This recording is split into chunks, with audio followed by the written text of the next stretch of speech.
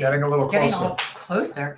Yes. Welcome, guys. Monday night, Generational Change. I'm Jen. I'm Peter, and we have some very important things to discuss this evening. Yeah, and what's interesting is that you won't really find this in the mainstream media. If you look, you will find it. Like, it's not like it's not factual information, but it is certainly not being covered to the extent that it should. But there is a group of attorneys and journalists that have filed lawsuit against the CIA and Mike Pompeo for a violation of their constitutional rights at various times when they visited Julian Assange at the Ecuadorian embassy in the United Kingdom. And so this is what we're going to be talking about tonight. I think it's really important. And this case is not one of those far out there things. This already has a judge assigned to it and is being taken very seriously. And as soon as I saw that this was happening, I'm like, okay, I have to dig deeper into this. And tried to figure out who can we have come on and talk about it. And sure enough, Nathan Fuller, who has been on before, is somebody who is very well aware of what's going on with this case. But again, no, you would not see anything about this if you were you wouldn't even know this was happening. And this is a serious, like, constitutional violation situation. This is a problem. This is like a Fourth Amendment problem. And I think that I don't think people really pay enough attention to this, but this is important. So we're going to be talking about it. I like monarch butterflies. That's my contribution to this. I like monarch butterflies. Yeah, you have monarch butterfly earrings. That's the only reason I'm saying it. Oh. I wasn't even. Talk about totally being like. I'm like, what? Totally totally not self-aware. So. Okay. Are we waiting for Deborah, I believe? I think so. So. But we can start, but we can start. So as soon as I saw that this case was going on. Mario, you missed it. You did. Too late. Yeah.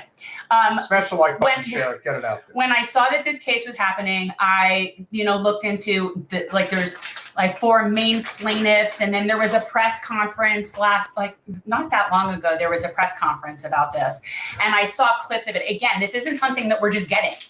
You wouldn't know if you weren't looking for this. So we're going to find out about this case, and I have no doubt that there was a lot of rights violated.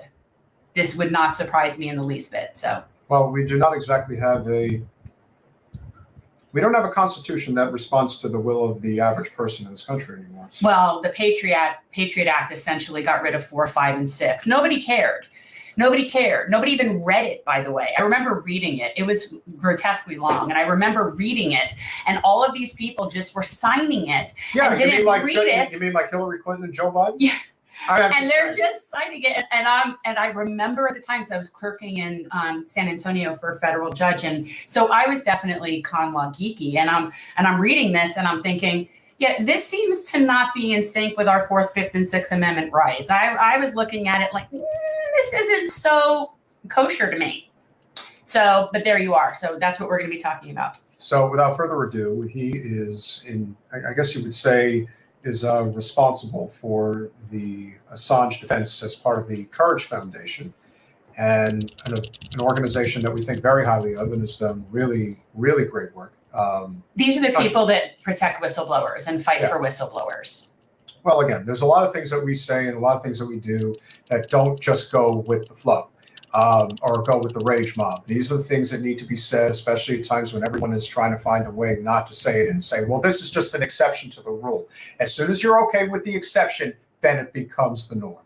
And that is what we have to avoid. So without further ado, Nathan Fuller, welcome to Generational Change. Hi there. Great to be here. Thank you for having us. And I too am a big fan of monarch butterflies. So. Oh, that's nice. Yeah, I wasn't even I put them on before. I wasn't paying attention, and then it's not like I sit here and look at my own earrings. So it's like I don't know. Thank you so much for coming on. It took me a minute also. Okay, you were all right. So, please go get back to the beginning of all this, because this is this is the first time that I was hearing about this, was whenever that was, a week or so ago, and it just sort of came up. And this is not something most people even know is going on, and it's very, very important. So can you and how are you involved? Are you one of the plaintiffs in this? So I'm not a plaintiff myself. but I can kind of give some context and background. So in 2011, Julian Assange, well, so in 2010 and 2011, WikiLeaks published these biggest leaks and news stories that have been, the US government has been hounding him for ever since. The Iraq and Afghan war logs, the State Department cables, Guantanamo detainee assessment briefs, and opened a grand jury investigation in 2010. And so he was basically on the run ever since, and seeking, knowing that he would be facing extradition to the United States. He sought political asylum and was given that by Ecuador. And so he stayed in the Ecuadorian embassy in London from 2012 until he was arrested in 2019. But during that time, there was a shift in the Ecuadorian government. From the left-leaning Rafael Correa to the right-leaning Lenin Moreno. And that was in 2017, which was shortly after Trump took office. And Mike Pompeo was then CIA director. And these things coinciding led to this spying operation. So Mike Pompeo basically had a personal vendetta against Assange. He was extremely aggressive in an initial speech he gave, calling WikiLeaks a hostile non-state intelligence service, just trying to create this new term actually of information brokers, basically trying to treat journalists and their sources as, as bad as spies and traitors and things like that, which follows on from the attempt to portray Chelsea Manning as someone who aided the enemy. So this is how they're portrayed. Just anyone who embarrasses the government must be a traitor or spy, something like that. So the Ecuadorian government, the rise in this right-wing Ecuadorian government and CIA officer Mike Pompeo taking over, led to the security company in the embassy had an agreement with it's a Spanish security firm. They had an agreement with the Ecuadorian embassy, and they started to get instructions. We learned this from whistleblowers to spy on Julian Assange's every conversation, but also to when he had visitors, they would leave their devices at the door and go in and have the conversation, and those devices would later be surveilled. They would be taken apart and had photos taken of them, information taken off of them. So it's just an incredibly invasive procedure to spy on everyone that he met with. That included journalists, doctors, his own legal team. But so this lawsuit deals with just the U.S. citizens, and the initial plaintiffs are 4 U.S. citizens, 2 journalists and 2 lawyers who had been spied on in the embassy, and they are suing Mike Pompeo because for Fourth Amendment violations, basically, of their privacy. And so I am here just to kind of give a little context, and because this is just an incredibly important story that needs more attention. And it didn't get the kind of TV press that we thought it deserved, and yet this was one of the more covered events in the long Julian Assange saga. It was picked up by Reuters and some wire services.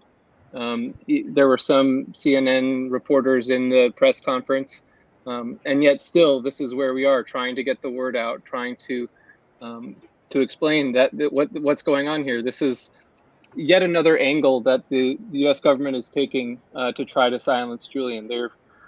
This also comes in the context of the Central Intelligence Agency that planned to, at least drew up plans to kidnap and potentially kill Julian Assange while he was in the embassy.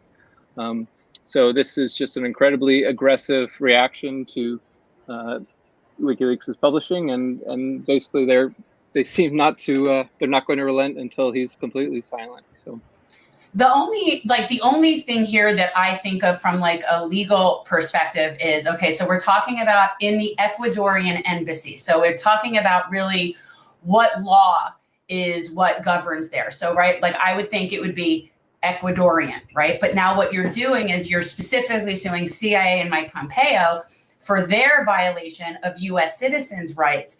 And my question is, and I believe that, and Deborah's coming on, is an attorney, so maybe she can shed more light on this. Like I need to kind of geek out on the con law of this. Deborah Hrbek.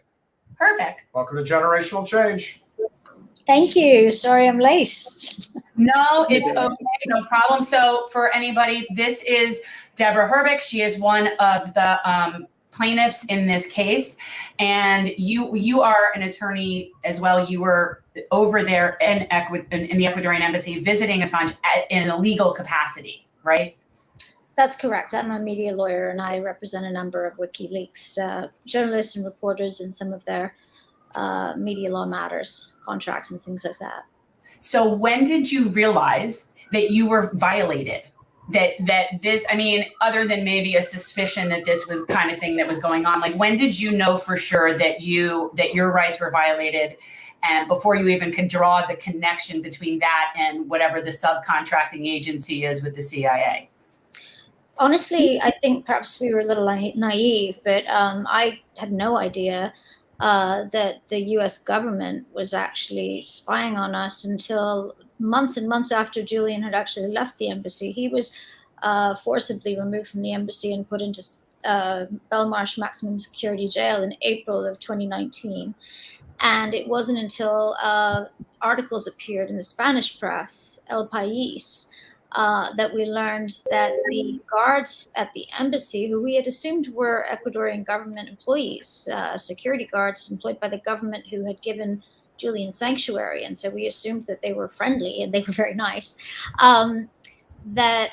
We learned through the El País articles that the guards were in fact from a private Spanish security company called UC Global, Undercover Global, that had been engaged by the Ecuadorian government early on, 2012, 2013, to provide security services. And then it later transpired, and we didn't learn this again until the reporting in El País, which was based on a whistleblowing from some of the guards who weren't happy with how Julian was treated, that in fact the CIA had been orchestrating this thing all along. Yeah, the irony should not be lost that they would be spying on somebody who they're accusing of spying. Like the irony of the whole thing is just beyond, and it's just an outrage. And so where is this case now? I saw that there's a judge that's been assigned to this case. Yes, we have Judge Kodal in the Southern District of New York, federal court. The complaint was just filed on August 15th, and the defendants have to be served, and there is in fact a preliminary conference that's been scheduled for October 17th, where the judge for the first time meets the parties and gets a sense of what's going to happen with the case. I mean, I do need to, there is an irony that they're being accused of spying, but it is the CIA. That is kind of their job, to spy. What they're not allowed to do is illegally search and seize documents from American citizens who have constitutional rights not to be unreasonably yeah, exactly. So that's the real issue. It's a little bit of a fine point. I mean, it's, of course they can spy. That's kind of, I mean, if we can just talk about whether that's appropriate, but it's certainly legal for them to spy.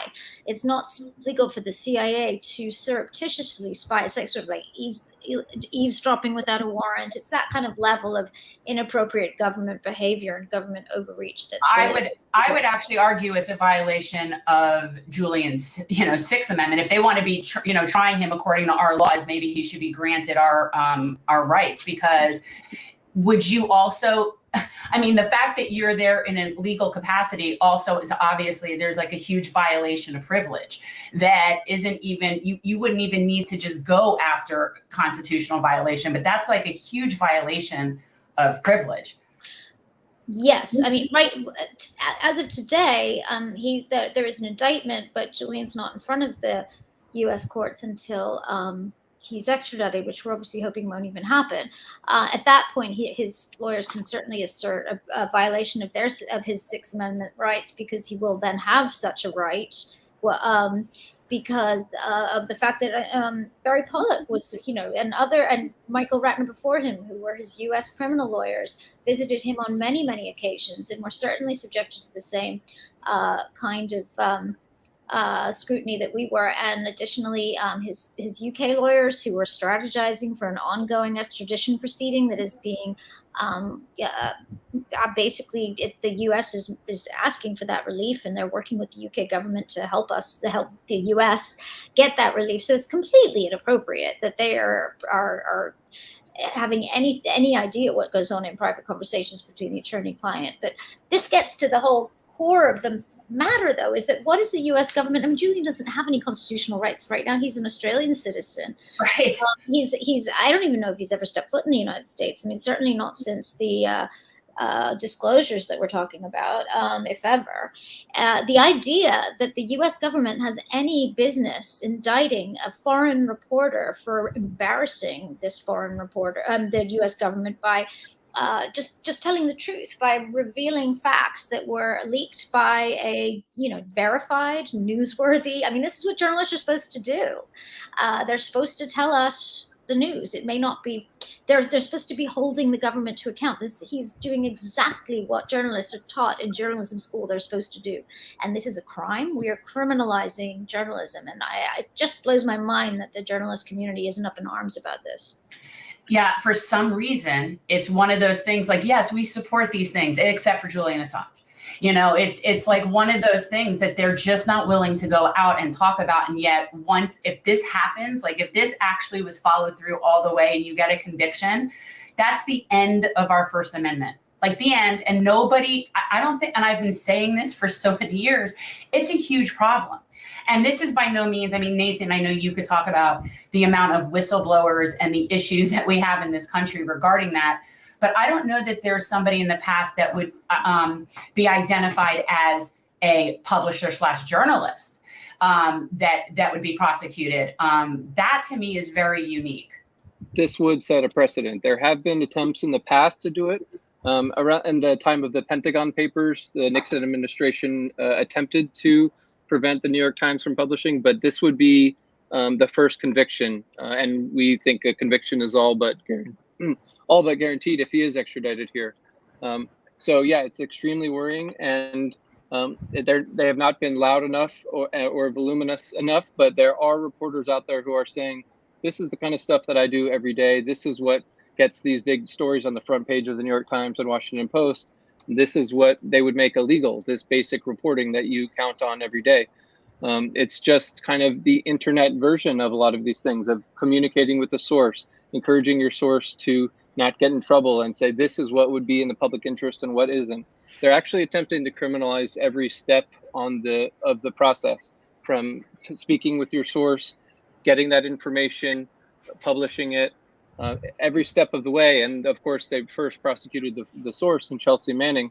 And although she was eventually released after 7 years, they have the precedent on the books of a 35-year prison sentence for her. So the whole point is absolutely a chilling effect here, and to discourage people from following in Chelsea and Julian's footsteps. I just want to pick up on another point that Deb had said earlier about, and that you were talking about earlier about the attorney-client privilege. And I think it's worth noting this is one of many aspects in which the US and UK have colluded to hamper Julian's ability just to participate in his own legal defense. So having these conversations spied on, but also the day he was arrested, April 11th, 2019, so Ecuador allowed UK police to come in the embassy and arrest him, forcibly remove him. But all of his documents and his computers, his devices, were actually sent on to the US. They were just given to the government that is prosecuting him. So the chain of custody on those broke very quickly, and so it's basically it's a discovery issue. Having your opponent's entire legal case, you have all the information, everything they want to argue well ahead of time. And so this process has now gone on for several years. He's been in prison for nearly 3.5 years. And the US has had the upper hand the entire time. And it's just attempting to punish him by process, if not eventually by conviction. How much of a premium do you put on two things? Number one, liberals trust in institutions and the corporate media, which is unbelievably high compared to independents and conservatives. And then the other aspect is how much pull do the Clintons still have at this point? Because this really is in many ways a vendetta on Hillary's part, because she believes that Assange is the person maybe most directly responsible for her not winning the presidential election in 2016. But I do think that these two elements play a huge role. She can have, and she'll have, a tantrum until she passes away. That's a fact. But there's the other aspect of it, which is there is this sort of institutional acceptance on the part of, liberal politicos that just, they take the CIA's word, they take the FBI's word. They have rehabilitated George W. Bush, for God's sake. Don't get me started. They've gone to such lengths to try to rewrite history in a way that is more suitable for their psyche. But I do think that there is an inherent danger to how much comfortable liberals and how much say they have in our political arena today. It's not to say that they shouldn't have a say, but from what I've observed, they basically suck all the air out of the room, and what they say goes. And they are more or less willing to throw away our Constitution to get what they want. And that's not to say that conservatives and the hard right crazies don't have their own part in the process in throwing our Constitution away. But liberals project themselves to be the smarter of the bunch, and this ain't smart. This, in fact, is as stupid as it gets, in beyond irresponsible. And the potential for Trump to be charged, or even his name mentioned around the Espionage Act, throws another wrench into all of this, because then we have liberals suddenly defending the Espionage Act as some kind of just law that should be carried out. I mean, what I think the thing to do is look at the people who are consistent throughout administrations and who criticize this law, no matter who's in power, which party it is. The principle remains the same. The Espionage Act is incredibly abusive. The CIA spies illegally. The FBI spies and monitors its own citizens. These are things that have been carried out by multiple administrations, no matter which party's in power, and they should be opposed on their own merits, and not that shouldn't change depending on who's elected. I think it is worth noting on your second point about Hillary. Just kind of an interesting coincidence here is that the judge that Deb mentioned, Judge Kodal in the Southern District of New York, also was the judge in the DNC case in 2019, when the DNC attempted to sue WikiLeaks and Russia for colluding. And that judge ruled that WikiLeaks was plainly within their First Amendment rights to publish these documents. That didn't get a lot of play because, of course, it didn't fit the Mueller narrative of the time, when that was basically taking over all discussion of this. But it's incredibly important ruling, and it's very meaningful that their right to publish was upheld. And so people are going to, as you say, complain about the 2016 election forever. That's just going to be a part of it. But it's really worth looking at the fact that the New York Times said that if they got these documents, they would have published them too. People want a place to put their blame because it means they don't have to self-criticize, of course. So I think that's just how that works. And the New York Times did get these documents, and they did publish them. And Right. the Guardian got these documents, and it did publish them. And Der Spiegel got these documents, and it did publish them. And That's it's with these, the Iraq war logs in Afghanistan. Yeah. exactly. I The mean, what we're 2010, really yeah. talking about is, I mean, what the 18 charges in the indictment all have to do with Chelsea Manning's releases, the Afghan war and Iraqi war atrocities by the UK and the US governments that were exposed. None of this has to do with the fact that Hillary was embarrassed by truthful disclosures in 2016. I mean, I hate Trump, and if this had any hand in Trump getting elected, that's a travesty. But everyone else published it. I mean, I heard about the Pelosi tapes, etc., but I didn't hear about it. I heard it from Rachel Maddow. I didn't go look it up on WikiLeaks. I mean, why is WikiLeaks, who happened to have been the first to disclose it, the one that's supposedly responsible for bringing down Hillary when it was the same message was amplified and pummeled on left-wing or supposedly progressive media channels. That's why, if it did have an impact, it had an impact, not because nobody went to WikiLeaks to have a look and see what dumps they'd done that day. Yeah, I think, Right. well, a huge part of this has been the Justice Department trying to tie Julian to what Chelsea did and try to make a connection that he told her to do it or he helped her do it or whatever, whatever they're trying to draw this sort of causal link. And they haven't been able to do it, which is why Obama's Justice Department didn't go forward with this, because it's very weak. It's very weak. And so, I am hopeful. I am hopeful that Merrick Garland has some semblance of reason. He has seemed to be somewhat reasonable, but this is just ludicrous at this point. Like, I can't believe it. But then again, I can't believe I'm still talking about my bodily autonomy. So, these things never seem to amaze me. But the reality is we need Merrick Garland to actually drop the charges. We can't be waiting around for Julian to get extradited and then waiting around for a trial and waiting around for hoping that he'll have some defense, which he certainly does. I mean, this is ridiculous. These charges are absurd, but he'll be dead by then. He will. He's not going to make it. His health is declining, and he's basically been incarcerated for close to 13 years, depending on how you count it. 3.5 years. It's quite extraordinary how long he's survived. Let's be honest about that, and that's what they're counting on. Again, if you look at what transpired, particularly during the Cold War, the intelligence agencies, their goal was to make it look like an accident. In any case where they wanted somebody to die, if they're not pulling the trigger, then they're going to do everything in their capacity to make it look like Julian is, maybe dying of natural causes, but it's the cause that they inflicted upon him in order for it to happen. Well, when was the last time that you saw him, Deborah? When was the last time that you actually had contact with Julian, and how was he then? I visited him in September of 2021, so just almost a year ago. I'm going back in October of this year, and I visited him in Belmarsh, and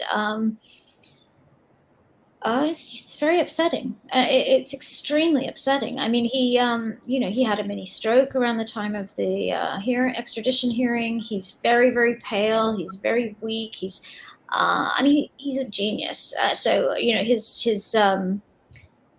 He's able to have a very intelligent conversation. But I mean, Julian working on like 1/10 of normal for him is what most of us would be on double speed. But it was extremely upsetting. I mean, honestly, the most upsetting visit I had with him was the first visit I had with him after he went to Belmarsh, which was before COVID, when he hadn't been in very long. I think it must have been 2019. Yeah, it would have been in the fall of 2019. He'd only been in a few months, and he didn't yet have the sort of now he's able to talk to people, and he's got a few more rights to access, but he was incredibly isolated. They put him in solitary confinement because he was talking to some of the other prisoners, and they didn't like that. They thought they were scheming to get him to get out. They know he's clever. They thought he was scheming to get out. It was just nonsense. He'd made friends with some Belgian pilot. There's some crazy story. But anyway, he was literally in a fetal position. When you go visit prisoners there, they give you, as a lawyer, they give you a little private room so you can have supposedly private conversations. And he was literally in a fetal position for the first 10 to 15 minutes of my visit with him. So I will say that when I went back in September of 2021, he was markedly better, and that was a relief. But this has been an incredibly trying time for him. And he's young, but he's not a healthy guy. I mean, especially after he's been deprived of sunshine. He's a depressive disorder in any event by nature. So it's been incredibly difficult for him. His extradition was initially blocked by the lower court in the UK on the grounds that extraditing him to the US would trigger his suicide. It's worth a close look at that ruling, though, because it actually says the mere ordering of that extradition, not the actually getting him on the plane, just the mere ordering of it is sufficient to trigger a suicide risk that made that judge unwilling to send him to the United States. So it's absolutely incredibly dangerous. And if Merrick Garland's thinking that he can just wait this out, that just puts Julian in more danger, and it leaves the charges on the books. These charges should be dropped on their own merits, but also because Julian is in dire need of freedom and medical care.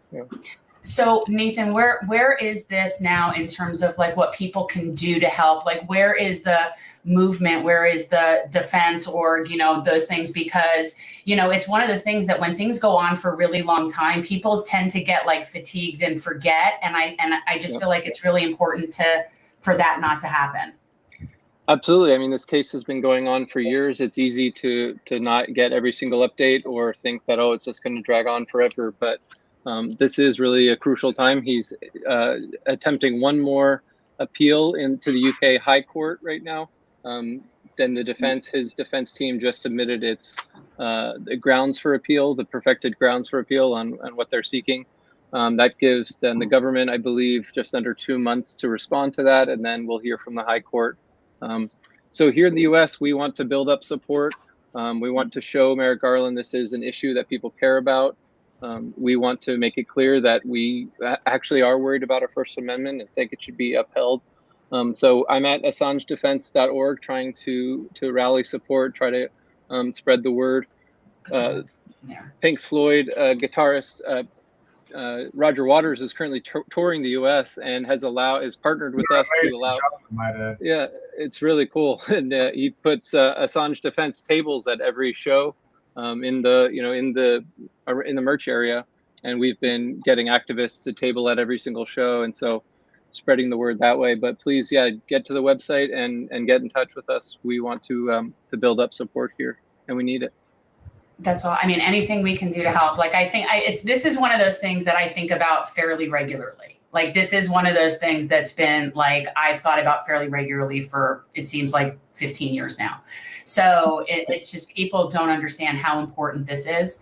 And it's very scary. And I feel like what we're seeing, and especially with this case that we're seeing now that you have, Deborah, we're seeing like a very totalitarian fascist regime situation thing going on here in terms of what our government is doing regarding our rights. And it's very scary. And I don't think people understand the gravity of what we're doing here, what's happening. Yeah, I think that's partly why we brought this action, is to bring attention to the fact that the government is literally trampling over the most fundamental rights that American citizens have because of their their deathly desire to get at Assange. I mean, I'm sure you're familiar with the reporting of Michael Isikoff and Zach Dorfman in Yahoo News last year, where they had 30 CIA or 30 government employees. I'm not sure they were all at CIA, but basically one of them on the record, who was a CIA person, basically verifying that under Pompeo's CIA, they were planning to kidnap or assassinate Assange. And that was at the very highest levels, definitely to Pompeo. So this is a personal vendetta. Which is interesting because, you say all governments hate Assange. Of course, Clinton hates Assange. Obama probably hated him, but he had more respect for the First Amendment than Trump did. So Trump was like, doesn't care about the media and went ahead anyway and invited him. But, that's the whole point of what WikiLeaks does, is that it doesn't, it's not shy about sucking up to governments. I mean, governments the world over hate him. He's reported horribly on Russia. Everyone likes to say he's some Russian apologist. He exposes the atrocities around the world. He's a peace activist. He's an anti-war activist, and he exposes abuses of power by governments around the world. Right. Yeah, I think we should be building statues to honor Julian Assange. Like it's so, I feel like sometimes with this, I'm living in a bizarro universe that the exact opposite of what should be happening is what's happening, and it's very bizarre. Yeah, I thought it was interesting how people like Tom Hanks and a few others were recently making a movie basically doing Watergate all over again, and the irony of, what Daniel Ellsberg did and how they're trying to equate it as something different than what Assange has done. It's not. But we are living in a different world today where the corporate media conglomerate is unbelievably powerful as a result of the Fairness Doctrine being eliminated, as well as the Telecom Act that was passed. consolidation of media power is eons different than it was 50 years ago. And so today, we're more or less just seeing it right in our face. Will there be some type of a solution, or some type of a way out for Julian? We certainly hope that is the case. But the First Amendment has been severely damaged, regardless of how this ends. And I think that's something that all too often people, like I said, liberals, particularly very comfortable liberals in urban and suburban dwellings, tend to be, they tend to wax poetic about things that they really don't have any understanding about, because they base a lot of their decisions on their emotions and not on rational thinking.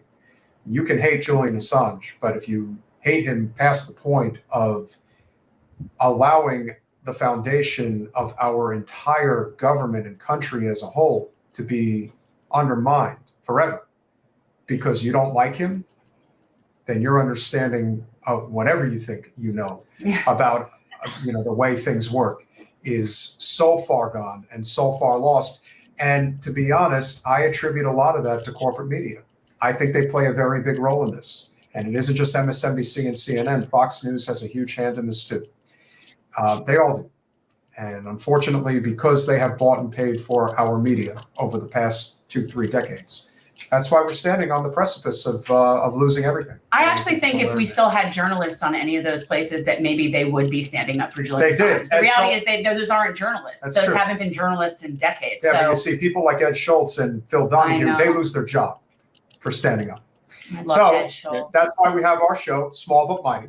Small but mighty. But we're fighting really hard to get the word out. Small but mighty, I love that. I just want to, if I just unpack for 1 minute, because this makes me crazy. When you say you can hate Julian, you may hate Julian, who cares? That's not the point. That is absolutely true. But I mean, why hate Julian exactly? What is it we know? I mean, I love how everybody has to start by saying, I don't like the guy, but Because when the Queen Bee says, can't we just drone bomb this guy, and people don't even react? No, but that's not what I'm getting at. My point is that he's been a victim of a profound character assassination campaign that started literally the minute. They don't see it that way. They see it as he deserves it. That's how they see it. I know tons of people. We do not. No. But I wasn't criticizing you. I'm just saying that I'm just trying to make the point that we have to actually unpack why we think we hate him, because it's only because we've been told a whole bunch of lies. That's why people that don't like him, they don't know him. I mean, they don't have any truthful information about him. The people who still think he's a rapist. Yeah, there's people that still bring up the Swedish thing, which was completely debunked. Like, that was completely debunked. And there's people that still latch on that, and that's why the media is so dangerous, because they'll even put things out there thinking, it might not be true, it might turn out not to be true, but once you put it out there, it's out there, and it's very intentional. It's like asking for forgiveness later. You mentioned Dan Ellsberg and the attempt to kind of portray them as two completely different, one good and one is bad, and it's so interesting to talk to Dan, who's 90 years old and more astute than ever. Is just incredible. But he's very aware of that dynamic and the attempt to use him against Julian, and totally repudiates it. He was on the stand testifying in the extradition hearing, and the U.S. government tried to make those same arguments, saying, but because it was 30, 40 years ago, it's okay now. It's okay to praise that now.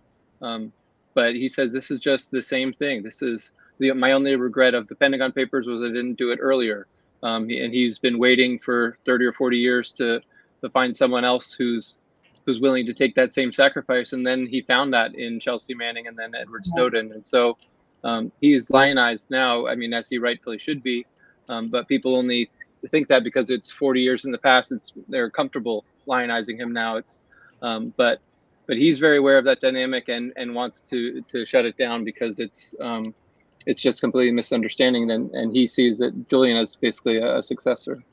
Well, you mean like 59 years ago yesterday, when everyone wants to, every liberal in this country who absolutely wished that Martin Luther King would have gotten assassinated back in 1963, and instead they want to lionize him today. Talk, oh my God, I love Dr. King. Everything in the moment is always so much different than reality. There is this There's revisionism in history. It's that so many people nostalgia. have. People have such nostalgia. Just like, oh, I want to go back to living yesteryear where we had all types of diseases we didn't have any cures for. There's this there is this misunderstanding about the realities of life. Like I watched a video the other day of what it's like to live in 1800 and what that was like for the average person living in a very small, cabin, if you will, and having to do these daily routines every day.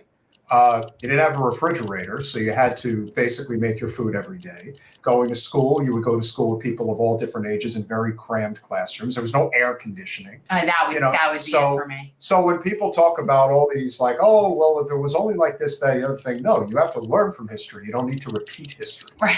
That's the mistake. Because it was so hard for me, everyone else should suffer. All of you should suffer. I had to pay my student loans. You should all pay off your student loans. You're saying that right now? Well, it's the lunacy of it. That's like saying I existed before there was certain medicine. You shouldn't get that medicine. But I think it's the most ridiculous thing. But I think the good news is that a lot of people are really waking up to it. And do I think that Biden canceled a very small portion, albeit one that was very important for a lot of people, amount of student debt, out of the kindness of his heart? No, I think he did it because there's a lot of political pressure to do it. Right, because he wasn't caring. If he cared, he would just get rid of the student debt. And that is what's proven. So when somebody says, oh, he did such a great thing, I'm like, we have 1.9 trillion in student debt. Now we have 1.6, 1.65. Yeah, we really eliminated student debt. Let me tell you. Really well. So how about we bring on some political pressure finally to force the DOJ to think that they have to drop the charges against Assange, because this case is not going to be one in the courts. No, it's going to be one in it's political. It's completely political. The only reason this is going to change is if there is political pressure. So we need to start re-educating people about what's really going on here. Absolutely. And you need to hold candidates and people accountable. Bring this up. How do you feel? I mean, seriously, make people have to be accountable for their position on this, because I think it's really important. But I don't understand why they're not all talking about this in our Well, I know why. But it also goes to show you, and as much as people think that Trump was really a dictator and that he was just doing everything off the cuff and to the beat of his own drum, he flirted with the idea of pardoning Assange many times, and he never went through with it. Why? Because there are forces in this country that are bigger than Trump, despite what people in his coalition believe. There are people that will tell you that if you do this, it's all over, and that can mean a lot of different things. So to me, it can't be one person. It has to be a political movement where people are not afraid to speak up, and it has very little, if anything, to do with Assange. It has everything to do with the foundational principles of our nation. If you think that you can prosecute a man because you don't agree with what he did, because it makes you feel bad, and that you want your retribution, well, that is not how things work if you are trying to live in a constitutional republic, because that's what I live in, and that's what I would like to continue to live in. So we cannot thank you both enough for coming on the podcast this evening. Guys, please go to AssangeDefense.org. Nathan Fuller, Deborah Hrbek, we really appreciate all We're going to be following this for sure. Yeah. So, thank you so much. Thank you for doing this. Absolutely. No, we'll have you back. Like, if there's any news, we'll definitely want to have you back. 100%. Guys, thank you for what you do. Thank you. Thank you. Soon. Thank you. Have a good night. Take care. Bye-bye. Our pleasure. Bye, guys. That's funny. What did he say? Mario. Oh, okay. Oh, Brian Alka-Seltzer? Yeah, that's a good one. I like that. So that was really good. That's informative. And I'm glad that we are putting this out there. I haven't seen anybody else in our sort of peers group talking about this. Maybe they weren't aware. I wasn't aware. So guys, anybody out there in left-wing media or any even central media, Osiris stuck in the middle, this is a very important case. This is a very important thing that's going on. Credit to Jordan Sheraton, Status Quo, always covers this very extensively. But again, Crystal Ball, Kyle Kalinske, big channels, they've done their part, but it takes more than just the occasional I haven't seen anybody story. covering this lawsuit. Yeah. I haven't seen any of them talking about this. And I do agree. Normally, like, Kyle gets on the Assange issue. Yeah, so if really you guys, you guys need to be talking about this case. How about that big podcast guy out in California who claims to be of and for the people? You know, he used to care a lot about talking about, but I'm just saying. That's not at all. That should absolutely have been the case. But as we know that our civil liberties are not exactly being protected anymore. Neither is our electoral integrity. But okay, this needs to be talked about from a couple of different angles, because we have multiple angles. Well, so on the one hand, what people are really aware of is all sorts of voter suppression, gerrymandering, all sorts of issues with different supervisor of elections and secretary of states, and there's no shortage of electoral problems, But right? Like that's problems too. Right. And we talk about that, and that is very important because people don't trust the process. And given that we are in Broward, we understand why. But in addition to the process of the election, where we see so many issues that we question the integrity of the process, what we also have is a partisan issue. And that means that the electoral system, the democratic system within the Democratic Party is not so democratic. And we obviously know this firsthand. Anybody who dares to challenge any sort of incumbent in the Democratic Party is ghosted and shunned. The idea of honestly, the Democratic Party might as well not even have primaries, because they really do, unless there's an open seat. They do not like challenges to incumbents, and they will all get in line even if that person isn't the best person for that job. And I think that is mostly based on fear. They're scared of that incumbent, whatever power that person has, whatever money backing that person has. But none of these people are putting their neck out to sort of stand up for the principle of democracy. We did. And we pay a price on a regular basis, but I am very sort of, glad that more people are taking note of this. And locally, this is a huge issue here. It is, but it's an issue that is ultimately going to be the downfall of the current regime that's been in place for well over a generation. Yeah. And because we dared to challenge it in the first place, and others have followed along, this is not just a circumstance where this is just anybody who decided to run. This is much bigger than you think. She is a former 2-term county commissioner and mayor of Broward County, who just ran to be the next state senator of State Senate District 32 here in South Florida. Which is my Senate. It's yours too, right? No. You cut off. I'm the cutoff is Nob Hill, I think. That's correct. Yeah. So this is my Senate district. And a lady that you voted for. I did. Dr. Barbara Sharief, welcome to Generational Change. Hi, thank you for having me. Hi, it's nice to finally meet you. I've never had a chance to meet you. And we were definitely of the ghosted faction of people in the 2020 election cycle. And, most people still won't affiliate with us. So thank you for coming on. But why don't you talk a little bit about what your most recent experience was in dealing with the Democratic Party in Broward and running in a primary? So really, what was interesting about the statement that you just made was I was actually running in an open seat, and an incumbent chose to run in that seat, and just really, villainized me and tried to isolate me from others. This all started off with threats. So first it was threats to get out of the race. Then it was threats to elected officials and friends and people who were supporting me. And then it got real nasty in July, toward the middle of July, where I had 7 attack mailers sent to my district, pretty much labeling me a criminal, saying that I committed fraud, and trying to destroy my integrity and my reputation. And what I thought was crazy about it was the Senate minority leader doing this.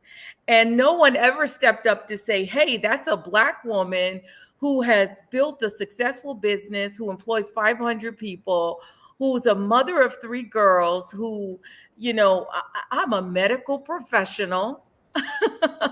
I have an active license to practice in the healthcare arena. And all of us know in Florida, you can't do that if you've been arrested or jailed or done any of those things that I was accused of. So I labeled it. Barbara, you're automatically suspect if you're a Black woman and you're like self-sufficient and successful. Yes. And know how our local paper the Sun Sentinel rag that I won't give the time of day, how they decided to portray now Congresswoman Sheila Sherfless McCormick when she actually was able to fund her campaign. And what's so fascinating to me is they don't think twice about getting behind candidates that take corporate money. But you dare have somebody that's able to finance their own race. And they really did put this sort of hint out there, like, it was a dog whistle. It was bad. No, and I feel like to some extent that's what you're talking about. It's like, okay, so if you're successful and you're a Black woman, then we just can't reconcile those things. That just can't be so. And it's pathetic, really. So as I've gone through my political career, I noticed that in certain races in the Democratic Party, you never get written about in a positive way.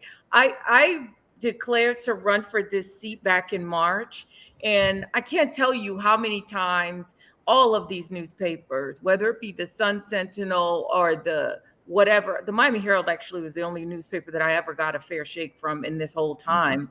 And then, of course, you had this paper called the Florida Politics that I truly feel that was being paid to just write negative things and try to impugn my reputation. But I was so shocked that nobody could write something positive and have it out there. So first of all, I was mayor twice of the county. I served on the county commission from 2010 to 2022. January 11th, 2022 was my last day on the county commission. But I've served as a Miramar City Commissioner and Vice Mayor prior to that. And I did so much in my 13 years in elected office that my opponent hadn't done in her little 6 years in elected office unopposed. And I served in national positions for the National Association of Counties on the Water Resource Board, 13 years in transportation. I was the first African-American female president of the Florida Association of Counties in its 87-year history in the state of Florida. And I got absolutely zero credit for anything that I'd ever done. I was the chair of the Broward County Task Force for the opioid lawsuit. Why do you think this is? Like, why do you think that the Dem clubs and like our DEC, and I mean, let's be real, this is a very kind of cliquey, not particularly welcoming. This is why I think that they're bound to lose, because when you don't have fair primaries, you don't get to really make people feel enthusiastic about coming out to vote when they feel like somebody was just handed to them. So I think there's a lot of problems, but how were they with this? Like, were you being ghosted by the Dem clubs? Were they, because you had declared to run for this before Lauren was even in this seat race, right? Correct. I ran for District 35. She was in 32. She chose to get out of her seat in 32 to come down to 35. She didn't want a primary against Dr. Osgood. So she chose to get out of that seat.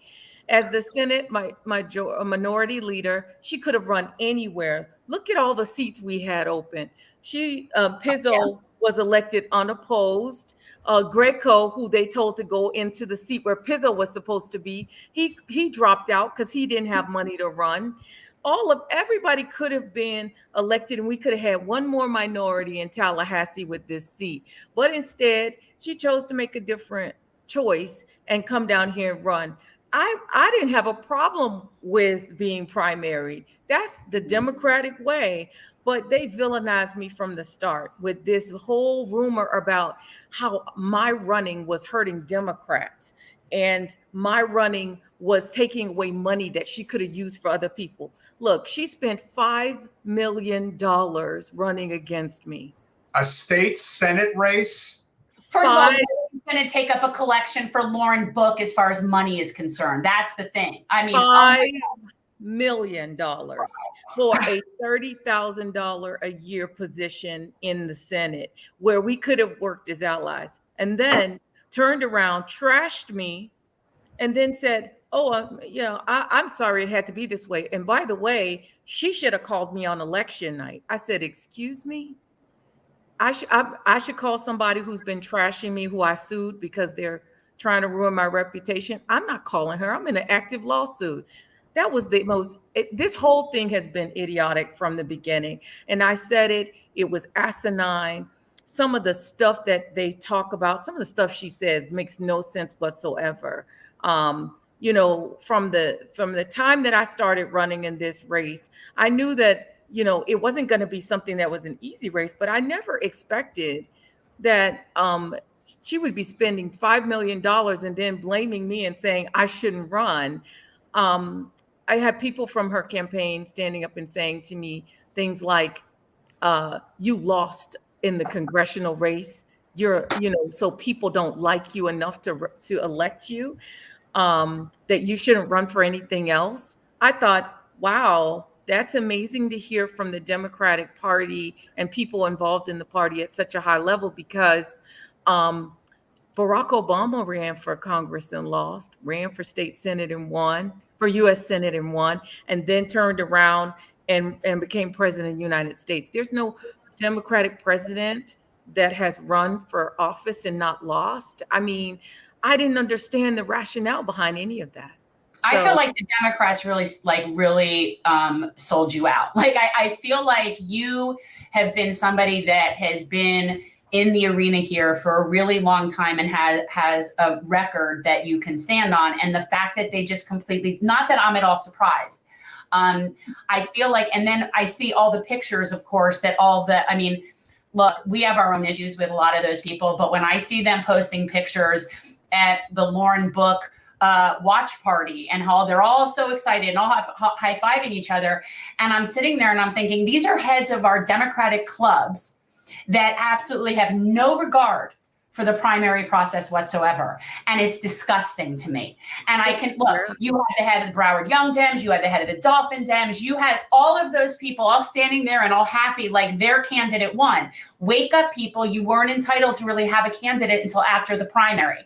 And certainly, yes, we vote for who we vote for, but they shouldn't be promoting that as part of the party. It's really not proper. Isn't it disturbing? Not only that, but I was excluded from meetings. I was not invited to meetings where they invited my opponent to. I forwarded everything I got to you, well, to him. Yeah.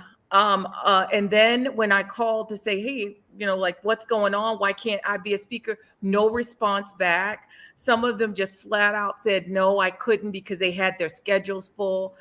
Speaking events, rallies, things like that. I mean, like, I thought that the level of disrespect was so much that I just felt like, what am I doing here, running and with this party that's saying to me that they get to pick and choose winners and losers in a primary.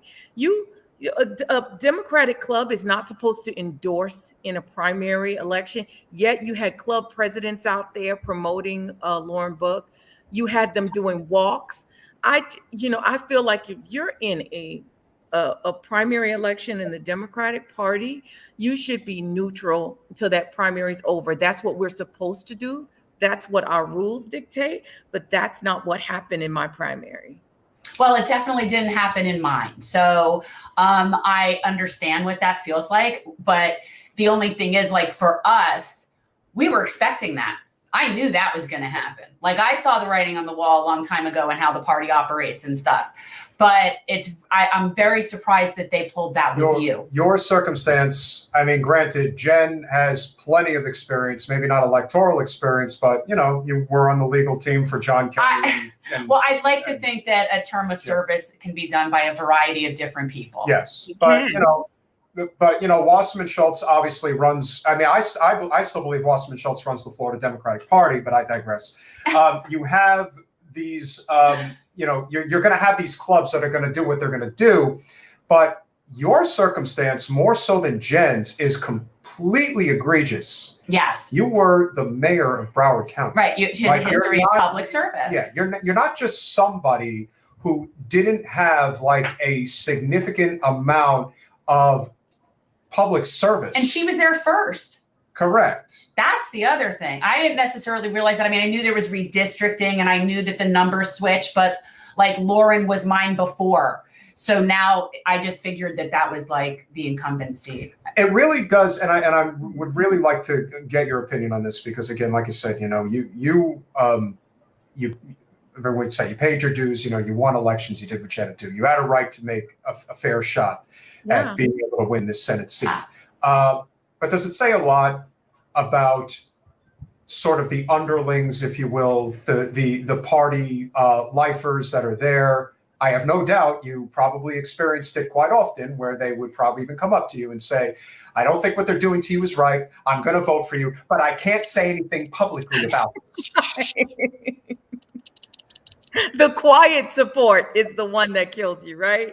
And everybody else is being loud as hell, doing what they're doing. And then everybody's like tiptoeing around, and the amount of fear that there was. I just think of, this is not my job. This is something I love to do because I like helping people.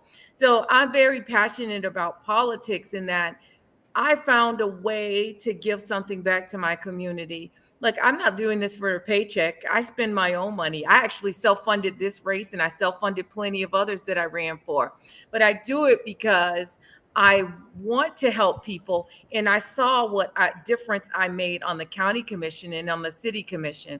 There's things that I did and put in place that are still being done today. And I'm not just talking about in this county, I'm talking statewide and nationally. I sat on review boards to review the policies on people keeping their health insurance when they're incarcerated, civil citation programs, juvenile justice programs, homeless continuum of care programs, water resources, trying to replace our infrastructure. I'm the one that requested funding for the CNSF study to replace our aging water infrastructure. And then, sitting on transportation, I spearheaded the transportation surtax. We passed that on the second try when we took it out and did it on our own at the county. That was something I thought about as mayor, and everybody said, oh no, you can't say tax. You can't say surtax. People are going to vote you out of office. And I said, but how else are we going to pay for it? We're not getting money from the state. We're not getting money from the federal government. And we have roads and buses and traffic signalization. We had stuff that needed to be replaced, and it was a common sense approach to it. As mayor, going through the hurricanes and a mass shooting at the Fort Lauderdale Hollywood International Airport. Right. And then I feel like the most egregious thing that I went through this campaign cycle, which I actually made a 60-second commercial about, was that Lauren Book's team decided to send out a mailer, Photoshop my picture from a gun buyback program on it, and tell people that I was supporting putting guns on the street. Yeah, it's so, and I will tell you this, though, a lot of people, just from when we talk to people when we're canvassing, are really sick and tired of the negative campaigning, and they're sick and tired of the ads, and they will purposefully not vote in that direction. Like, people are really tired of not hearing, what are you doing? Stop talking trash about somebody else. What are you doing? I just wanted to say something while you were talking about like water and municipal services. So I'm very interested in this idea of municipal rainwater harvesting. And I don't understand why we're not having municipal rainwater harvesting, because we have so much rainwater. It slides down 595 like a waterfall. And I just feel like we could be siphoning that at every intersection. You know what? We can't even get rainwater reservoirs right to move the stormwater throughout our system in the state of Florida to make sure that we protect our drinking water from stagnation and algae blooms. So how do we do that? Who do we need to talk to about this? We have to fund water resource projects. We got to fund the South Florida Water Management District at 100%. We got to go back and get the CNSF study done. We have to make sure that the water flows from the north down to the south the way that it's supposed to. And then we can add on extra stuff like that. But we can't, there's no way to even do this when, look, it rains down here. You know where the rain reservoir pond is? It's my front yard, where 3.5 feet worth of water set, and I was trapped for 4 days in my house. I mean, that's what You've got to happened. be able to do better. But what's amazing to me is that despite all of these infrastructure issues, the development never stops. They keep building, and we can't accommodate the people that are already here. And I definitely don't see people like Lauren Book out there fighting in terms of like our drinking supply. I haven't seen her do anything about our drinking supply. Nothing more than a diaper tax. But yeah, look, we got blasting issues destroying our houses in Western Miramar and Western Pembroke Pines. Nobody does anything about that, but they can accept dollars and money into their campaign accounts and into our coffers for Senate from these people that are destroying people's lives. I've been going up to Tallahassee about that for years. My house is being destroyed along with my neighbors, but nobody talks about that. We've got huge transportation issues out west. The development doesn't stop. Someone came up to me at my one of my community meetings and said, "How come you all have to keep widening the roads?" And I was like, we've got so many cars on the road during rush hour, so many cars on the road in the morning and the night, and then we built a bypass road to take 4,000 cars off of Miramar Parkway and Pines Boulevard. And then we ended up with 3 more developments, 1,500 houses or more. So how are we supposed to keep up with that population growth? And then we have an affordable housing issue that nobody seems to be worried about. Everybody talking about it, but they're not. Crisis. It's a housing crisis. Right.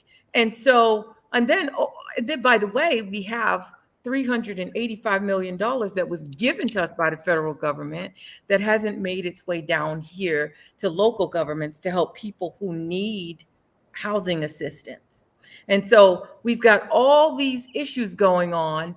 And at the same time, we have primary elections where people are hurting so bad and disenfranchised that they have no want or desire to go out and vote. Think about that. We have 8 cities in Broward County that are included in District 35 right now. And less than 60,000 people decided who the state senator for this district is going to be.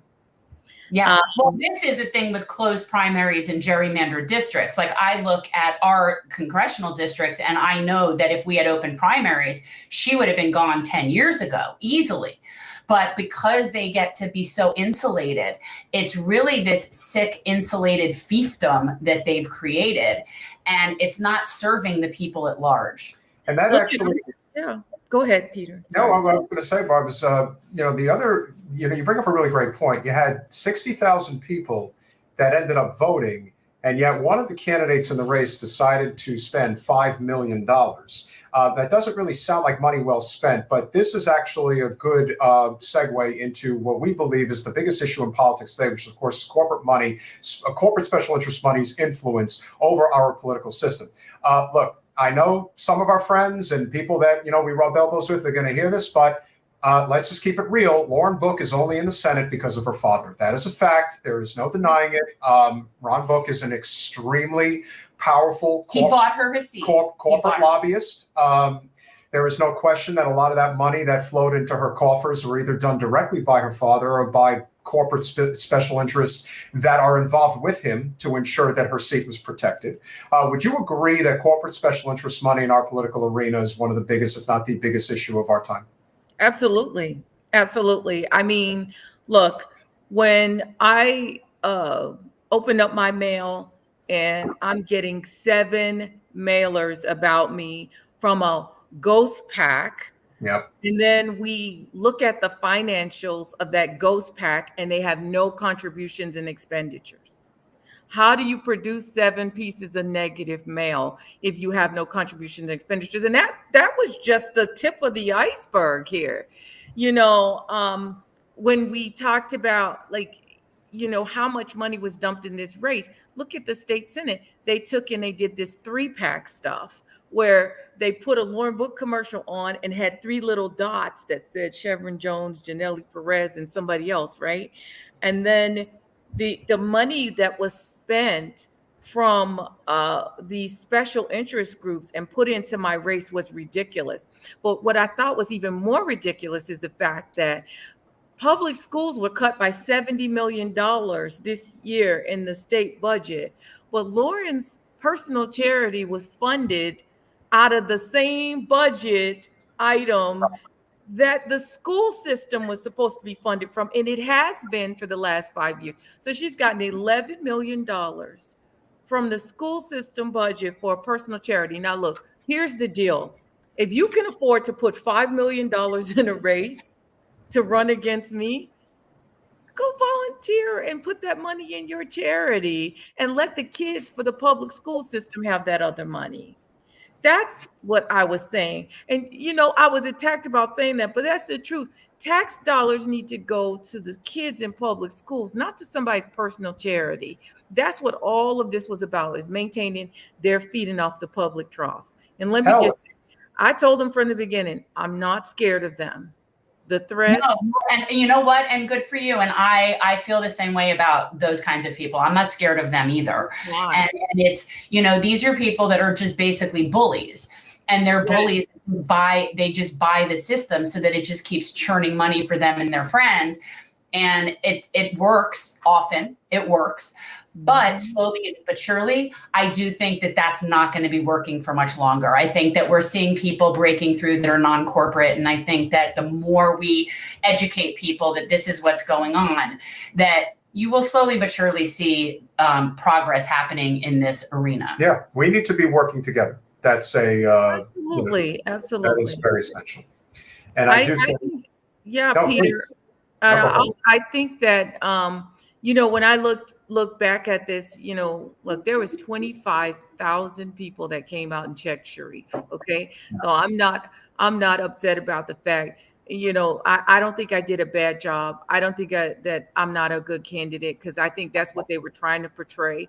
I think that they dumped a ton of money in this race to ensure the outcome that they wanted, and rammed this train down people's throats.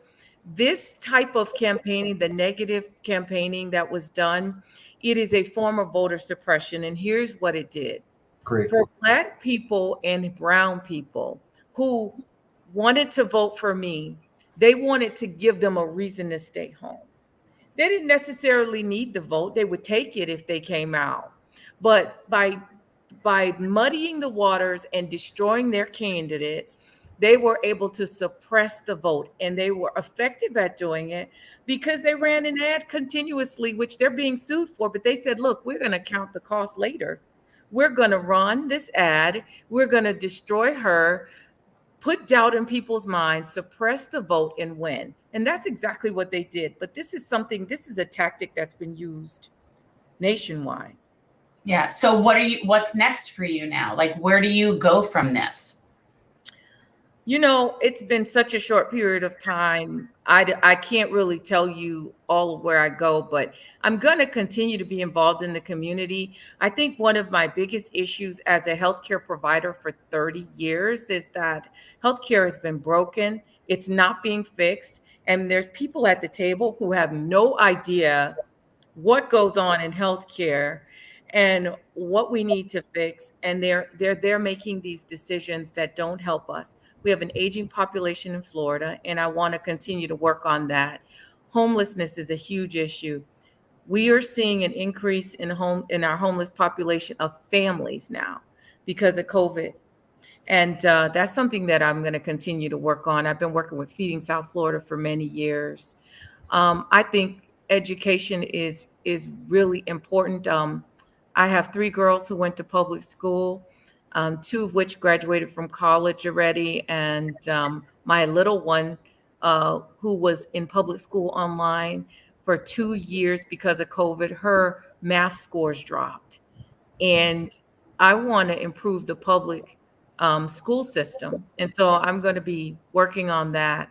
I think my initial involvement in politics came from being a concerned parent and a concerned community leader and activist, and I'm going to continue to do that. So I probably, who knows what I'll be doing as far as running for office in the future, but I'm going to continue to remain involved in my community. Well, I look forward to like meeting up with you at some point, and definitely keep us in mind, keep us posted when you have certain projects or certain things, because we generally like to be doing service. And now Miramar is fortuitously in our district. So I feel like we should definitely cross paths doing service. Absolutely. And I think the biggest service that we can do together is to educate voters on the importance of primaries. I could not have said that better. Yeah. And there's a reason why our mutual friend Jay Schwartz speaks so highly of you, really thinks the world of you and what you've done. You carry yourself with a dignity and grace that is not easy to do, especially at times like this, where you've given so much of yourself, so much of your life to serve the constituents of this area. And let's be honest, serve the Democratic Party. And when it came time for you to do what wasn't in line with what the hierarchy wanted, they chewed you up and spit you out like your service didn't mean anything. And so from our perspective, your service means a lot. Thank you for working in healthcare. It's the most trying industry to work in the United States. It is essentially broken in almost every way. But we are working together to make it better. And we certainly, again, we have no doubt we will see you out there. And yeah, let's definitely, as Jen likes to say, cross-pollinate. We'll cross-pollinate. I love it. I love it. And just so you know, I read your website before I got on this podcast, and I was like, wait a minute, is this my website? We have so many things in common. Yeah. It's really, I was like so shocked about that, because I had no idea. And so it's my pleasure. Because we were so heavily suppressed and ghosted that the party did everything they could to pretend that there wasn't a primary happening when there was. And we would actually, it was crazy. They would host forums for every single category except mine. They would actually have candidates come on, and then they would just pretend it wasn't even happening. And it was just so ridiculous. It was insane where we had this League of Women Voters candidate, was supposed to be a candidate forum. And she kept saying no, that she wasn't available. Like the entire month of July into August. Yeah. And I finally said, hey, can I just get a chance to talk to people? And they're like, no, that's not fair. I just think that if a candidate can't make time to talk to your set of people, then you should allow the candidate that is available to speak. If you can't make the time to speak to your constituency, then you don't deserve to. Now, I will say, though, that the League of Women Voters doesn't get involved in primaries, and they're nonpartisan, and that's one of their. I am a member of the League of Women Voters, and so they were just letting us talk. They said they were just going to let us talk, not a debate, but right.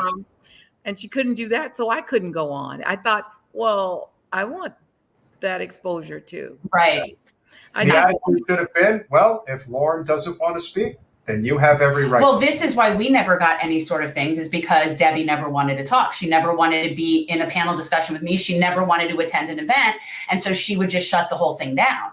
So there would never be events because she didn't want to do them. Yeah, unfortunately, and again, hate to call her out, but hi, Karen. But unfortunately, Karen Fortman, the problem with Karen Fortman is simply this. It wouldn't be one thing bad enough if you're ahead of the, Davie Cooper City Democrats. Right. She's the head of every Democratic club and caucus in the county. And she is extremely close with both Debbie and Lauren, and has moved heaven and earth to make sure that they are never challenged. And if they are, we will suppress it to no end because we make the rules. Yeah. Well, they may make them now, but the more people start to coalesce together, the less effective that type of strategy is going to work in the future. We're on to you, people. Yeah. We're on to you. Barbara, if there's anything that you want to plug before you go, please let anybody know. If there's a website or anything that regarding your work that you want anybody to check out, by all means, please share. Well, I want to say this. that same person that you talked about was parked at the Davie Cooper City Library with a big sign, Oh yeah. support Lauren Book, and then had the Davie Cooper City Democratic Club on there, which is the biggest violation of all. Yeah. You're not supposed to do that. I had the Pembroke Pines Democratic Club do it. I had the Miramar Democratic Club do it. And let me tell you something. I am a member of this community and a Democrat, and I got to tell you how that looked and how it made me feel about the party that I represent. I cannot to express to you enough how disgusted I was with them. These are people that were doing things that they weren't supposed to be doing, and then everybody just turned a blind eye to it and were like, "Oh, they're not supposed to do that." But every single day they were out there doing it. I can only say this, that, it's not going to deter me from doing what I want to do in the future. It's not going to stop me from being who I am.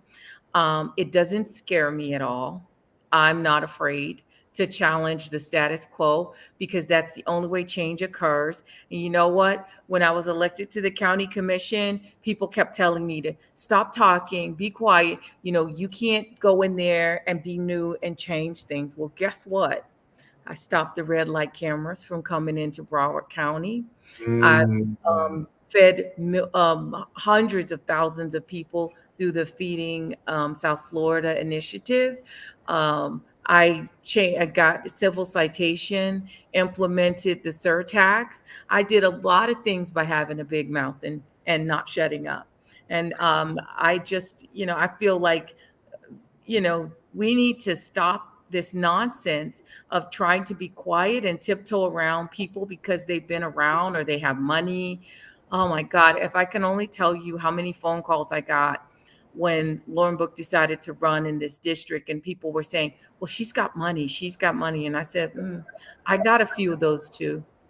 I mean, what's the difference? It's really simple. It's like the fix is just so in, and it's, granted, some communities are worse than others, and Broward is very particularly like incestuous and insulated, and it's really frustrating, and it really is lending itself to the demise of the party, because you're not going to get enthusiasm from voters. You are not going to get out the vote when you hand people and you spoon feed them a candidate. But now it's becoming more exposed in a way that it never has before. And when people see the corruption blatantly in their face, they don't like it. Yeah, I voted for you. I voted for you primarily, if not because that really pisses me off when they do that. And I don't appreciate that. And I will always vote against that, no matter what it is. Honestly, I will. And think about it this way, how scared they must be of you. Like, how scared they must be, because to spend that much money, keeping you out speaks volumes, I think. Yeah, it doesn't just, but it's not only that. It's the audacity. Listen, spending over $1 million on a state Senate race is obscene, but you make it $5 million. And Barbara, we hope that you will come back, because the other conversation we are going to need to have, because we've obviously had a great one this evening.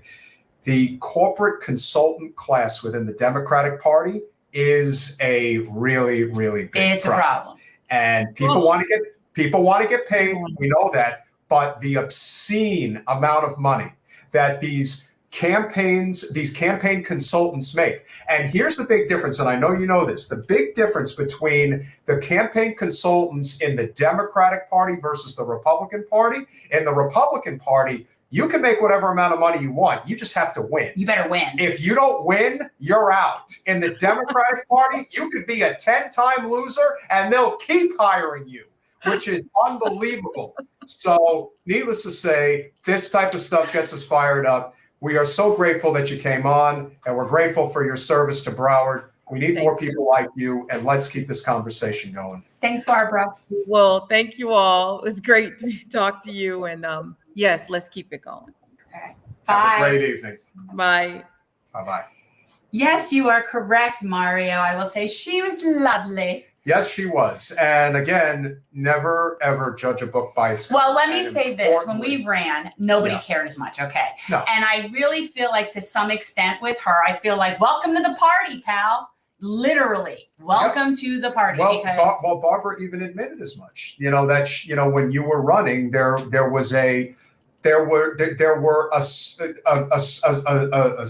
aspersions. Am I saying why am I saying it wrong? They were casting aspersions about you that were not true. And again, we can only imagine the type of things that were being said behind closed doors. I'd like to know. I'm just so curious. Well, one thing that we know for sure that Debbie was having her people say is that if Jen were to win the primary, that the seat would absolutely go red in the general election. And that was something that I know that they hammered home consistently. Yeah. But Jen was never really able to state her case. Now, like I said, in the case of Barbara, she ran for U.S. Congress in 2020 in the open primary seat that Alcee Hastings had vacated due to his Which passing. is now Sheila Sherfilis McCormick. Correct. And let's be honest, even though it came down to Sheila and Dale Holness, Barbara finished in third. And it wasn't a distant third. She was only a handful of points behind. Right. So she was pretty close in her own right in terms of becoming a congresswoman. You know, we talk about it this way as if her credentials and her credibility should really play into the choice of giving her a platform at all. And really it shouldn't. So the Democratic Party here, until they stop putting their fingers on or their thumb on the races for primaries, they are going to not have credibility. They really forfeit credibility, and they really forfeit any enthusiasm and participation. But the more people that keep alienating people, that's my message to all of you Dem Club presidents, and you just keep alienating people over and over and over again, because eventually there will be more of them than there are of you. Oh yeah, and again, this is just again, but this is case in point that it's okay. It's case in point that we really stood alone in many ways. There were many lonely nights where you're like, wow, is everybody really in on all of this? Yes. But I can assure you that the difference, even right now, 2 years out from the next election cycle, the amount of difference that's been made in 2 years in terms of people opening their eyes to not just Debbie, but really the system at the micro level, as bad as it is at the macro level, it's really one and the same. They do the exact same thing. And as I would tell anybody, I knew all about, in the summer of 2015, the suppressive tactics they were already employing before anyone was paying attention against Bernie when he ran against Hillary. That is the same thing that they do here. They do the same thing. And it's just, it's Broward is very much a microcosm of the national. So like what you saw on the national with Hillary is what we deal with at the micro level with Debbie. It's the same kind of like narcissistic, fear-mongering control of the party, where everybody is scared in line and everybody is scared to say anything about it. And the tactics work hand in glove, because let's be honest, you think that the Republicans, especially with the crazies, don't interact with the Democrats and be like, well, as long as we're maintaining our fiefdom, hey, it's all good, because the people on our side are going to vote for us. And if you scare the hell out of your side, they're going to vote for you. And there is going to be the status quo. The Republican clubs are infinitely different than the Democratic clubs. They are. But here's the thing. Here's the rub with that. And I can only speak to the Republican clubs in Broward. And a Republican club in Broward is basically the same as like a Dem club in, wherever other red counties. So it's probably not their typical organization, but they don't have this infighting. They don't have this like this. They don't have ghosting candidates. They don't have ignoring candidates. They put their candidates all out there. They want a good primary. I just don't. It's so frustrating. And I am so sick of the local hacks in Broward that think they're like political strategists. Like somebody actually thinks that she's some sort of like political mastermind strategist. Yet I haven't seen a single one of her candidates win. Well, like I said, it doesn't matter in the Democratic Party whether you win or lose. No. And there's a reason why Republicans look at Democrats like they're losers, because in many ways they are. And this whole idea that you cannot be forgiving in any way. You never see them out in the community. And the people who are really out in the community, like a Barbara Sharief, you're never going to hear about it from the standpoint of, let me tell you how great I am and how much I am doing, or how many. Again, it is very noteworthy when certain groups, the only time you're really going to see photographs on social media is when they're at a fancy event. Okay, so here was this event that was like basically the Lauren Book victory party, and you essentially have like all of the leadership of the Broward Dem Club organizations at this. And that would be fine if this were really their first time talking about Lauren Book. But the reality is they're all out there campaigning for her. Correct. And that's the problem. That's the problem. And part of the reason why, and I hate to say this, guys, but I really believe this, and again, we would have to find more information, but I got to tell you, knowing how her father operates, it wouldn't surprise me in the least if by supporting Lauren Book, these organizations got a lot of money. Well, that, and then there's people that are just scared to cross. That's true too. Certain people, especially people with money. And then you also have, like you were talking about, the consultant class. So this was a campaign for a state Senate seat that spent $5 million. I mean. So a chunk of that money that went to those consultant class people, they didn't care whether they win or lose. Like, they don't care. They're just making the paycheck off of the campaign. I still think that was a huge part of Nikki Fried's campaign. There's no question that Nikki just people Fried, wanting that income. Well, of course, when you've got, I mean, listen, Nikki Fried at one time was raising, 7 figures a month. Now, of course, that dwindled significantly. Has she been out now, like, basically endorsing Charlie? Yeah, pretty much. But again, way to fall in line. It's not even about falling in line. It's about the fact It's about the fact that she had an opportunity 2 months earlier when it was painfully obvious that Charlie was going to win the nomination. I said he would win it by 25 points, and that's what he won it by.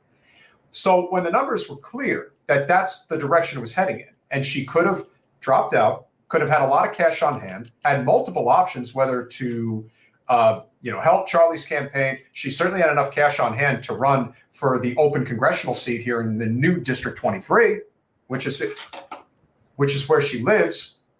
But unfortunately, she chose otherwise not to do that. And now what you have is a somewhat, if not outright, fractured party. And then on top of everything else, you have our Democratic nominee for governor, not even 12 hours after he is declared the winner, going on ABC and saying, I don't want DeSantis voters. I don't need DeSantis voters. They have evil in their heart. Okay, well, good luck. Oh, I mean, I would have wished you a lot of luck to begin with, but again, that's not as bad as Beto telling people he's coming for their guns, but it's pretty bad in terms of bad politics. Yeah, you don't need DeSantis voters. You're not even going to get all the Democratic voters. Yeah, you need DeSantis voters because this is fascinating. And I really think people underestimate where the political climate was back in 2018, how dynamic of a candidate Andrew Gillum really was, and how much he excited so many people to get out to the polls. And yeah, he lost by a very slim margin, and we still maintain he lost because of his ridiculous shift to the center. Well, it was also dismissing his original staff. Yeah. He gave up his original primary campaign staff in lieu of an establishment Democrat DC Central consulting class staff. And he still almost pulled it off. Almost, but that would have, look, he alienated the progressives and that was it. Yeah, he did. And then he did the stunt here in Broward with Bloomberg and Debbie. So, yeah, I mean, again, Charlie's been there, and I know there's some familiarity, but again, economic populism, when you can really feel it in your bones, is really where this country's going right now. And the people on the GOP side believe that DeSantis is that guy. I don't know how many people on the left believe it's another round of Charlie Crist or Nikki Fried. The truth is the Florida Democratic Party is hurting immensely. And what they just did to somebody like Barbara Sharief, it's unforgivable. Like, it really is. This isn't just anybody. And let's be honest, ladies and gentlemen, this is a black woman, the most reliable voting bloc by a wide margin in the Democratic Party. Right. And the fact that you went out there and not only insulted her in such a horrific way, you did it in favor of a elected official that people were already having some issues with regarding, her father. Now you just turn this into, all right, if that's how you feel, well, Good luck in November. This is why we can't get anywhere, and this is why the Democrats will continue to circle the drain in Florida until they sort of understand that they are such a small little niche group of people, and they just keep alienating more and more people. But I still maintain that a lot of this just has to do with the neoliberal capture of the Democratic Party, and the desire to break away from it has become palatable at this point. But they don't want to let it go. And they're willing to sink the ship in order to prevent it, because for them, their tiny little fiefdoms, as they may seem, are very important to them. Remember, these things, a lot of these Democratic clubs and caucuses, these are social clubs. This is the excuse to have a social life. And there are a lot of people that go to those that don't otherwise have a social life. Correct. And it's very important to them. And that's part of the reason why they don't want to rock the boat. It's not that they don't care. It's not that they don't believe what's happening is wrong. It's that they don't see the exit strategy. They see it as we're trapped in this room and we can't get out of it. Offer us a way out, a legitimate way out, and we'll go. Yeah. The same thing exists in labor. Everything, for the most part, falls under the hub of one man in Broward County, and that's dangerous. In fact, the man who does control labor in Broward County runs it like a dictator. And everyone knows that he does. In fact, I got a phone call from a gentleman today who's considering running for office who is in a union. And one of the biggest reasons that he doesn't think he should do it is because of Dan Reynolds. That's scary-ish. That's scary. It's really fascist, which is really interesting when you see that kind of thing, and it totally is coming from the labor community, but it isn't the labor community. It's the union boss community. It's Correct. A very different thing. Totally different thing. But so do you want to talk about if you haven't already, as you guys know, we do it every show, patreon.com/generational change. Be patrons. It really makes a big difference. It helps. If you are so inclined to support our cause, whether it is supporting non-corporate candidates, whether it is like tomorrow afternoon, we are going to be volunteering our time at one of our favorite, if not our favorite nonprofit in Broward County, Mobile School Pantry. Back for this school year. Zena Wallen does a phenomenal job running an organization that provides, no disrespect to other organizations, but really healthy fruits and vegetables. Yeah. Among other, there are some unhealthy items. mean, look, it's definitely a small group in that it's the people from that school and all that. Like, it is definitely not anybody can just show up and do that. But yeah, her organization is definitely really top in terms of people that you donate money there, it goes directly to food. It goes directly to food for people. Like, there's no real administrative. In fact, the person who runs it needs administrative help and somehow refuses to get it. So point is, the money all go. It's us. We're the help. We're the help. But no, she has a lot of good volunteers. But yeah, and we support those. Those are the kinds of organizations that we support. But beach cleanups, homeless care packages. Yeah. And if you are so inclined, as a lot of people don't necessarily want to be committed on their credit card, you can go to Cash App, $Gen-Change. Yeah. Any amount matters. So if you are so inclined to give us a helping hand. And the truth is that a lot of the money from there goes towards helping us be able to pay some of the people that help us do this that we can not often afford to pay. That's what we're trying to do. That's what we try to do. Again, if we were taking a salary, then it would be a small one. I'm trying to get a salary out of something. Well, keep working hard. I'm working hard. I might get a job someday. So we have one final thing to mention before we go. Thank you, Mario. If you can. Maybe some generational change. I know, I love it. It's good. Yeah. So. Okay, wait. Before we do that, I have to talk about the masterclass George W. Bush thing. Did you see that he's teaching a masterclass? Yes, of course I did. Okay, so there's apparently this White House series of masterclass. And I guess Hillary did one and Bill did one. And you look at this poster for this White House masterclass series, it's Bill and Hillary. It's George and W. and Laura Bush. Wait, can we talk about this first before you do that? And then it's Madeleine Albright and Condoleezza Rice. These are the people. And I look at that and I'm like, with the exception of Laura Bush, should all be in prison. And I'm looking at that and I'm thinking they're teaching that. And George W. Bush is teaching a master class on leadership. Leadership. The level of rehabilitation, honestly, you could take a picture of Hitler, and I know people make the comparison lightly, and I'm being very serious, and put him on a poster that says Master Class in Leadership, and I honestly would feel the same way about it. And I'm not saying that I'm not like saying the same, but that's how ridiculous it is to me that we would be having somebody who should be incarcerated for war crimes teaching a master class on leadership. Oh, I no. got to tell you, Yeah, I and taught this guy taught a master class on, I don't even know what yours was on. Well, I taught a master class about how to get away with crime and just say, I did not do it. That takes a lot of skill. And trying to convince people that you are lying, like, I am not here. Again, they wanted to pay me. They said, hey, listen, Bill, how were you able to be so slick and get away with everything all those years? And I thought, well, if you pay me the right amount, I might actually share some of them secrets. I can only share so much. But, they presented me with an offer I couldn't refuse. I decided, yeah, what the hell? I'll let you know exactly how I was able to fool the American people into thinking I was some kind of economic populist, when in reality I was just a neoliberal globalist. And, well, they kind of bought into it. I would just like to remind people exactly of what I did as president of the United States with a filibuster-proof Senate supermajority for 2 years. It was really wonderful. You want to know what we passed, Jen? Do you know? We passed NAFTA. That little doozy right there was really great. Act. We passed not the filibuster-proof Senate. Oh, okay, In the sorry. filibuster-proof Senate, we actually passed the 1994 crime bill. Oh, nice. That was really great. That's great.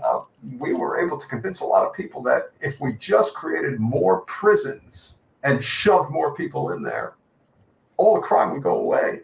In fact, it increased. But, you got to sell a project while you can. And we all have to get paid. Then, of course, there was the 96 Telecom Act. And, I basically created my own media empire known as MSNBC. It was never a bad thing that could ever be said about us. And, the second they started getting out of line, like Ed Schultz and Phil Donahue, well, they just kicked them right to the curb. So I'm glad you're here, because Peter and I were about to do an endorsement. We after this primary season, we think that it's important that we get in line. I'm not finished yet. All right, I finish still up. have two other major things that I did as president. You got to remember. So, of course, as we move on, in 1999, we passed Glass-Steagall, or excuse me, You I repealed Glass-Steagall. And you know what that did? That made a lot of people rich, and it broke a lot of people as well. So the investment banks were basically able to take over all the local banks, and now you got to do your banking at, Bank of America and Wells Fargo and all those crooked places that unfortunately take advantage of their customers. Unlike the local community banks, those things are gone now. And you can blame me for that, because I saw to it to pass that law. It took a while, but hey, everything comes full circle. And then finally, and maybe most importantly of all, in my last year as president of the United States, do you know what we did? We had normal trade relations with China. Ain't that wonderful? It's great. We made sure to outsource all of your jobs to a part of the world where they have slave labor, 3 cents on the dollar compared to the United States. Actually, we have that here. It's called prisons. We actually do that here. We actually have slave labor. I was responsible for that one too. I know. It's amazing That's what I've done as president, isn't it? Hey, I guess I really did leave quite the lasting legacy. Oh. It is pretty impressive. But if you think we're done yet, oh no. Who do we got for 24, Jen? Okay, so this is the thing. We want to Peter and I are going to get behind the whole vote blue thing, but we think that if you're going to vote for someone blue, that you should vote for whoever has the most power in the party. Well, I know who that is. Who do you think that is? Oh, it's got to be Joe Manchin. It's Joe Manchin. Joe Manchin. So we are endorsing, we endorse Manchin and parliamentarian for 2024. And and we actually. I endorse it because I like the look of that lady over there. Yeah, I don't know her name either. She's parliamentarian. But these. She'll be parting my middle, yes, I'm sure. Area, but, that's just gross. But so actually, we are going to be selling Manchin parliamentarian bumper stickers, and those contributions we will put out, and it will benefit generational change. Oh, but that's great. I think I could definitely get one for Hillary. She'll appreciate it. I just think if you're gonna have the person that it representing the party should be the person with the most power in the party, and that's clearly these two. So because apparently they're more powerful than Joe, so then I think we should just get in behind that. Exactly. So we should just get in behind them. Well, I think it's a winning strategy. The Democrats became Republicans because of me. So why not vote for the closest thing to one without the D instead of the R? And, exactly. Cut out the middleman, man. Just go for the real thing. Mm-hmm. That's what I think you're doing after all. So it looks really good. I think I definitely endorse this message. It really works. So make sure you go out there and get yourself a nice bumper sticker that says Mansion Yep, they will be in stock 24. soon, guys. And yeah, what I'm probably going to do is get them for like, put them out as like Patreon merch. But yeah, this is what we're supporting now. That's my mission. That's a great idea. I'm getting behind Mansion Parliamentarian. Seriously. Remember, the only thing that matters is winning, no matter how far to the right and corporatized you get. Remember, winning's everything. And that's something I did a lot of my day. I'm still winning today. I'm Yeah. still convincing people that our way of thinking is better than, that Bernie Sanders non-corporate politics of labor support and all that. No. It's all about Wall Street and triangulation. Do we have anything else good politics. coming up? Can you Yeah, go? we do. Can All you right, please well, go? I stated my case. Can you I'll just see you. go? We've lost like 10 people since you brought that. They're dwindling So by the minute. on Wednesday, we have Jen's best friend coming on, Steve Grumbine, I love who's Steve. going to be talking about some very important issues related to how exactly MMT works regarding Social Security. So there's been a lot of misnomers going around regarding this very important topic. And who better to come on and talk about it than Mr. Macro and Cheese podcaster from the Real Progressives himself. He is the man. We all know it. And we'll be graced with his presence as well. There will also be some other candidates who will be coming on. Labor Day will be coming up. We'll talk about that. Do we have candidates really? Yeah, general election. Different people. We're a little far out now. Maybe so. It's But a we'll little see. far. We'll make it work. Yeah. You think Charlie wants to come on? You never know. Got to get every last vote you can. I just honestly, I don't know. I mean, that kind of violates our not platforming corporate candidates rule anyway. Well, so there He is is that. the gubernatorial candidate, so. So therefore, we He's good. should abandon all principle. All right. I guess we shouldn't have him on then, I guess. Well, I don't think he'd come on ananyway. Maybe But not. I don't think he'd come on anyway. But now might be an opportunity to get Nikki on because now she's probably going for a bargain rate. Might be able to get Nikki to come on and That is promote what it Charlie. is. I think you need to stop being so bitter sometimes and just accept the fact that there are people that are going to come around no matter how long it Oh, I'm takes. It's like, No. It's not better at all. I never even thought we reached out. I don't care one way or the other. No. I'm joking. I just think it's funny that people are so easily able to turn around and promote somebody who was like just previously trash talking them. I think you just have to accept the fact that there are people that are going to give you a hard time and not do the right thing, even though deep down they know what the right thing is. What's the right thing? Finding the courage to recognize that massive infrastructural systemic change in Florida politics, particularly Southeast Florida politics, It's bad. is essential and must happen. And I have to say, I have a feeling the Democratic Party is going to rue the day they messed with Barbara Sharief. So with that said, It just isn't smart. I think a lot of them just don't have long-term thought. no, they don't. But then again, who are we dealing with? Some people are just pulling the levers of power now, but you know what? That could change. In the meantime, Wednesday, 7 p.m. Because That's when Steve Steve has, is. and because Steve has little people in his house. So he's got to be a papa Yeah. and take responsibility. So with that said, we appreciate you guys. Hope you enjoyed. Make sure you like, subscribe, click the bell, comment, do whatever you got to do to make the show move. Do all of it. It really makes a difference. Thank you so much. Bye, We'll all. see you Wednesday.